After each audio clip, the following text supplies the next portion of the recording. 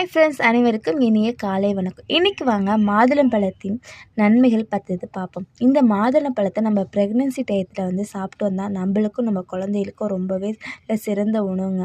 அது மட்டும் இல்லை, இரத்த அழுத்தத்தை இது குறைக்கிறது. இரத்த நாளங்களையும் ரொம்பவே இது பாதுகாக்கு. வயிற்றுக்கடுப்பு, வயிற்றுப்போக்கு உள்ளவங்க இதை சாப்பிட்டா அந்த ப்ராப்ளம் அவங்களுக்கு சரியாகுங்க.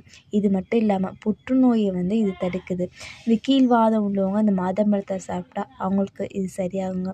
உடல் எடையை இழப்பதற்கு மாதுளம்பழம் முக்கிய பங்கு வகிக்கிறது. கெட்ட கொழுப்புகளையும் இது குறைக்கிறது.